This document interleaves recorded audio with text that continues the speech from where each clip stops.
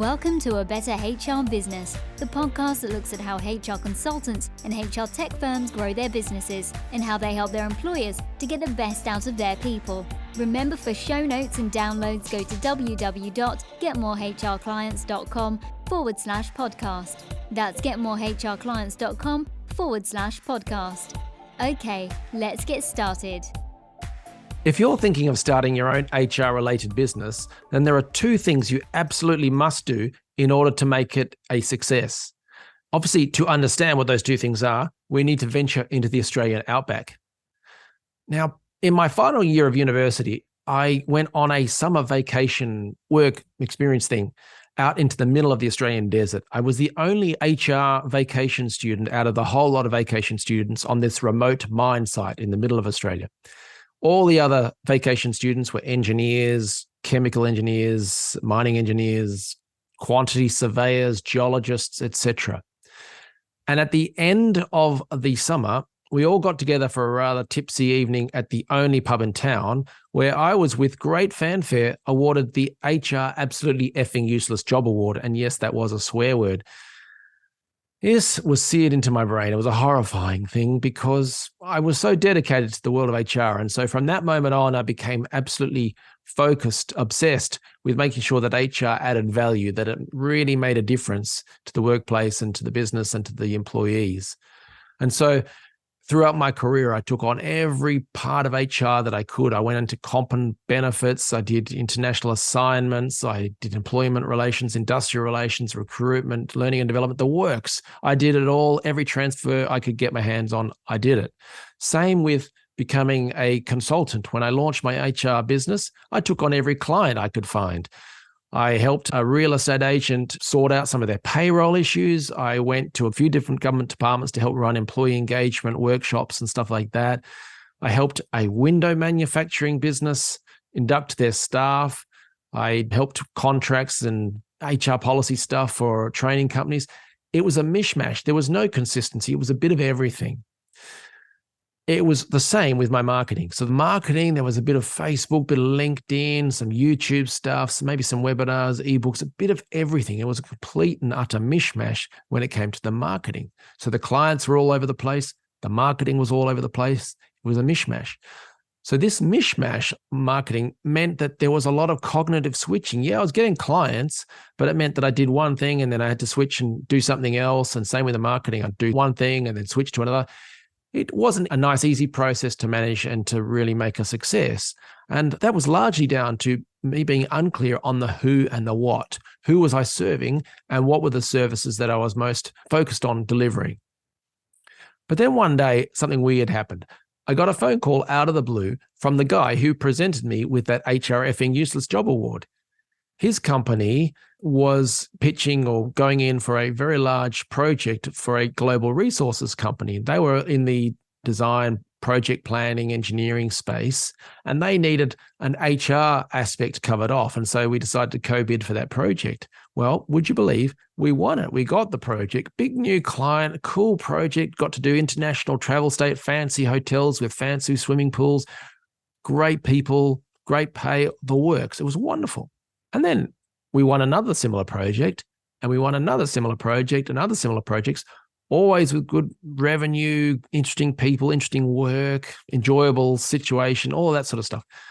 But what I found was that everything was becoming easier because I was working out what the niche was, what that who and the what was. It was slowly becoming easier and more clear, or perhaps the other way around, it was becoming more clear and therefore easier. And that's my advice to you today is, if you're thinking about starting, or if you're already doing it, growing your business, get very clear on who you'll serve and what you'll do to help them. Focus on their needs, not yours.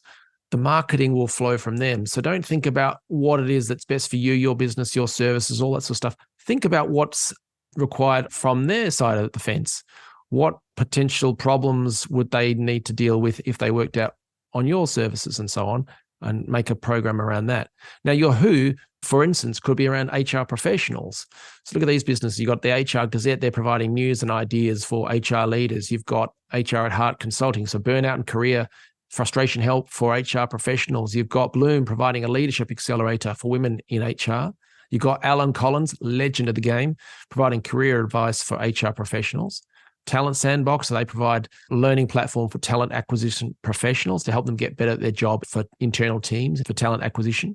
So that could be your who. It could be the HR professionals, or your who could be specific types of organizations.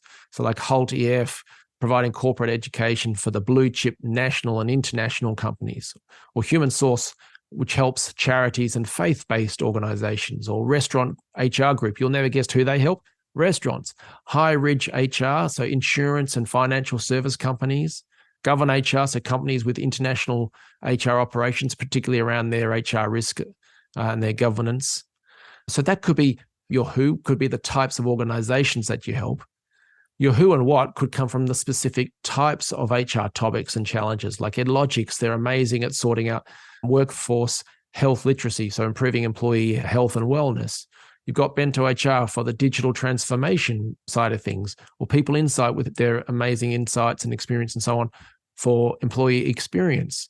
You've got Cognitive Path, which is all around auditing HR, AI, the anti-bias stuff for companies using HR technology that incorporates AI. You've got Shola, who has a wonderful inclusive leadership and communication and diversity inclusion keynotes and programs. But all of those are examples of where the who and the what combine comes from the types of HR topics and challenges, the specific issues around that. The key is, though, when you're looking at how you deliver your services, always remember to look at your services from your client's perspective. So yeah, you may love what you do, but maybe the users, the clients don't. So think about if they used your product and service, what could go wrong? What could be annoying? What could be an additional workload or whatever? So maybe there are IT battles. So if they use your software, for example, there may need to be sort of safety and regulatory stuff around IT compliance. Or maybe using your program or your consulting services where you're suggesting to make changes to the workforce, maybe that's going to give more admin to the HR team. So it's actually a downside if they use you, because you're going to provide them with more work that is just going to drive them crazy. Maybe the CFO wants to see more proof on the ROI of what you're proposing or plan to do.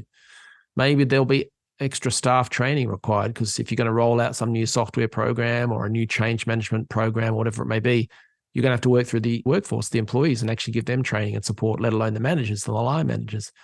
So you always need to look at the downsides of what your HR service is and does, and then think, how can you counteract that, maybe adjust it, maybe add different components to what you do, because that will make you stand out for sure from all the other service providers or products that don't think about it from that perspective. If you get it all right, if you think about that who and the what and really ponder it and try and workshop it or make it really effective, you can create a business that's right for you. You can get great clients, high value projects, work-life balance, great reputation. You can build a team. There's plenty of businesses in the HR space that have started from one person, haven't expanded out, like the nonprofit HR team. I think there are about 130 staff now. You can get great projects. I've had so many of them.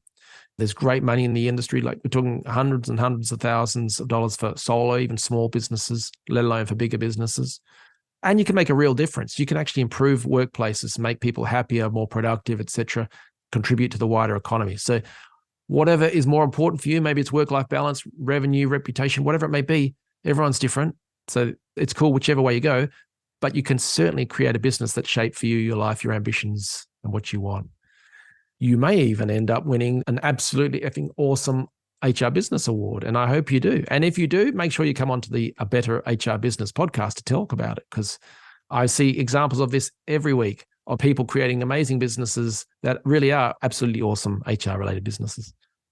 Now, if you want help with this, you think, yeah, I've got the capacity or the ability to make this an amazing business, and you want some help really making that happen in a predictable, enjoyable, sustainable way, then definitely check out the HR Business Accelerator. That's what we do. We help businesses like yours in the HR space to grow or to start and become even better and better.